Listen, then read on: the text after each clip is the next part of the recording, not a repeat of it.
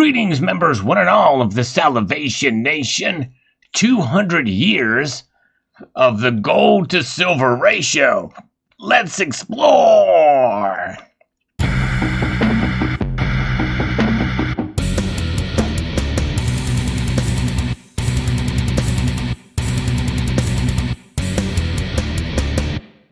This is a new infographic that comes to us from the Visual Capitalist. An amazing thing. You've heard me talk about the gold to silver ratio before and even the history thereof. But it's always good to get a refresher and also kind of look at it from a little different perspective where we are nowadays than when we were in the past. And also, speaking of the discussion of the gold to silver ratio, you can always search my videos for what I've talked about with this subject in the past. But also, I did an interview recently with a Belange P, and I will link to that video in the description of this video. It was done just recently, so I encourage you to check it out. But this is 200 years of the gold to silver ratio, and kind of why it's important here too. It's also known as the mint ratio, which I did not realize. The gold to silver ratio represents how many ounces of silver are equivalent to 1 ounce of gold. And here's how it has changed over time. Now notice that is a pretty general definition because there was a video that I did talking about that there were actually 4 different gold to silver ratios.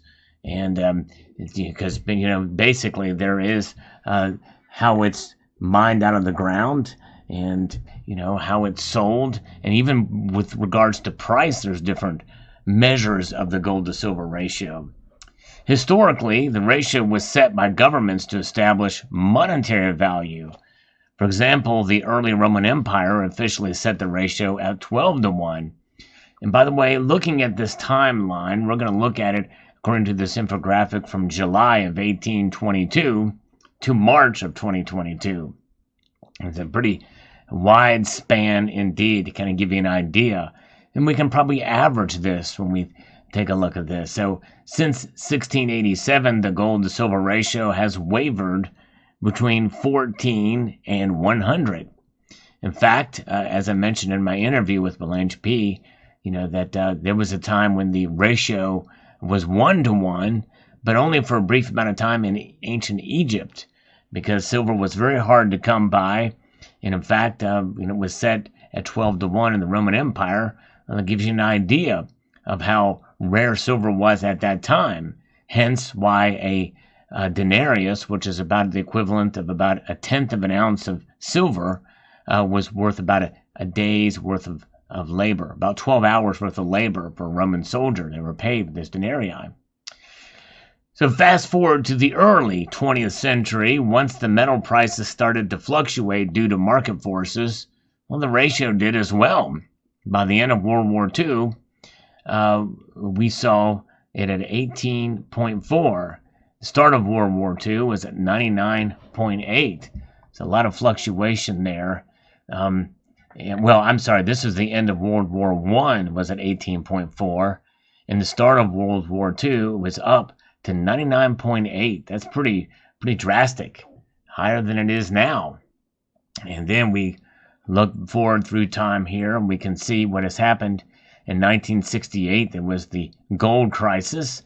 And in 1971, Nixon officially closed the gold window, and that essentially ended the gold standard, the Bretton Woods Agreement.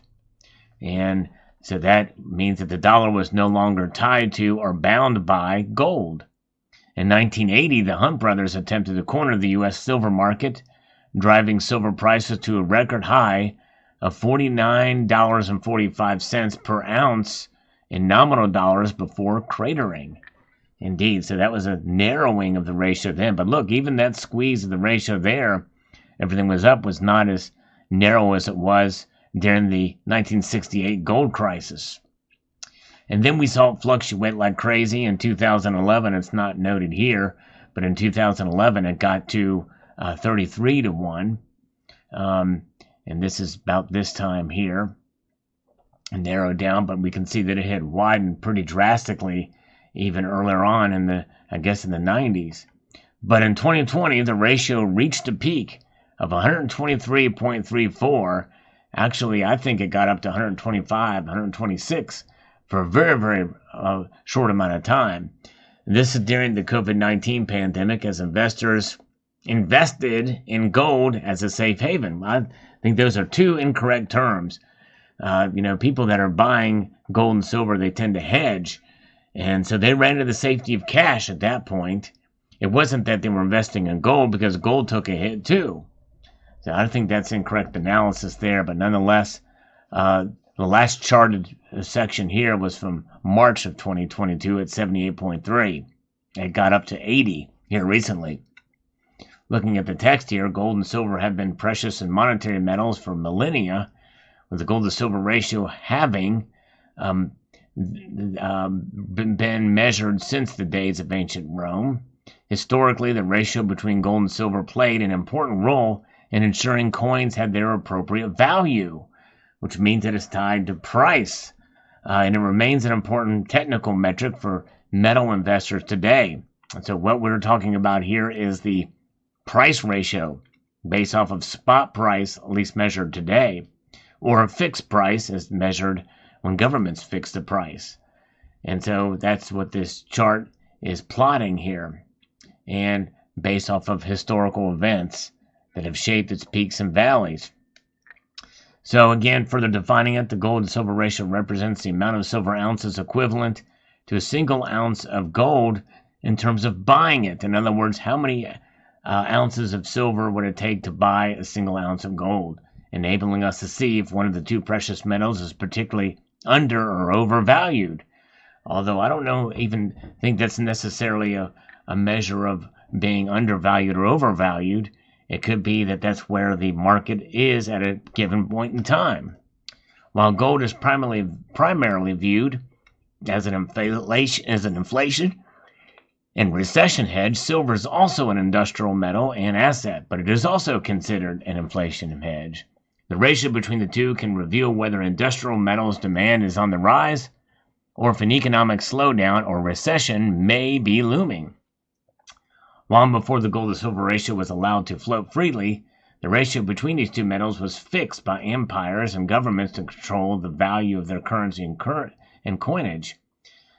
This is an interesting fact here. The earliest recorded instance of the gold to silver ratio dates back to 3200 BC, when Menes, the first king of ancient Egypt, set a ratio of 2.5 to 1.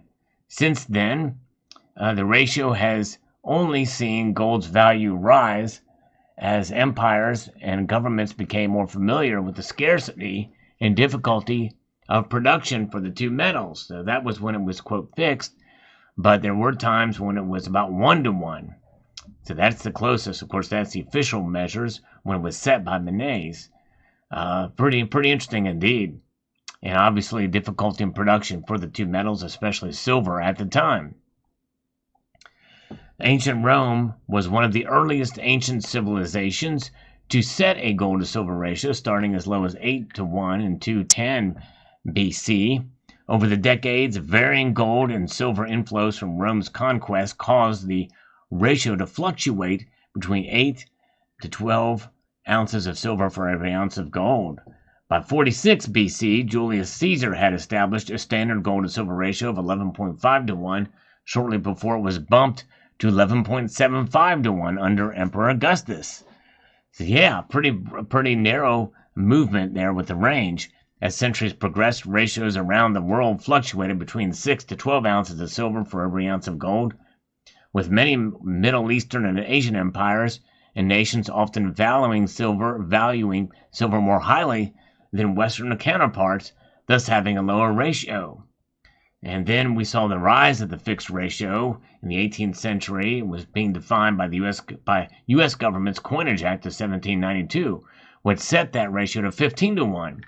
The act was the basis for U.S. coinage, defining coins' values by their metallic compositions and weights. And by the way, we just passed the 230th anniversary of that Mint Act, which established U.S. Mint as well as setting the coinage standard there. Around the same period, France had enacted a ratio of 15.5 to 1. However, neither of these fixed ratios lasted long. The growth of the Industrial Revolution and the volatility of the two world wars resulted in massive fluctuations in currencies, gold and silver. By the 20th century, the ratio had already reached highs of around 40 to 1, with the start of World War II further pushing the ratio to a high of nearly 100 to 1. That's right. And by the way, the Industrial Revolution meant also there was a massive increase of mining in gold, but especially silver. And that's not talked about here, but obviously during the war effort, silver was greatly used. In fact, there is silver hair that led from nuclear reactors and the like, and I've actually showed that on my channel from past videos from several years ago. Showed that silver hair. It's actually silver thread, very fine silver thread. Recently, in 2020, the ratio set new highs of more than 123 to 1. In fact, it reached around 125, 126 to 1 as pandemic fears saw investors pile into gold as a safe haven asset, which was in the infographic, which I disagree with. People were abandoning gold and silver, running to the safety of cash. They just abandoned silver more. While the gold to silver ratio has since fallen to roughly 80 to 1, runaway inflation and a potential recession has put gold in the spotlight again, likely bringing further volatility to the historic ratio. In fact, that volatility is likely to increase because of the economic news we got today that the economy shrank, which is a further threat of stagflation, which may do another video on. But very interesting news indeed. Fascinating. The gold to silver ratio. These two metals certainly are kind of interconnected in some ways, but in other ways they're separating more and more. And it is interesting to see how silver's industrial use widening is having an effect on that, as well as natural market forces, and what some people feel is an ever increasing dividend situation with silver, and that dividend market means that the silver's price is likely to be suppressed because of that, whether naturally or on purpose. I think it's more probably natural, but nonetheless, there that is. So let me know what your thoughts are in the comment section below. Interesting infographic for sure, and I'm curious to see what your thoughts are, and I hope you will check out the video I posted earlier today with the interview with Belange P. And I want to extend a multitude of gratitude to you all for taking the time to watch, and to encourage you to please rate, share, comment, and subscribe.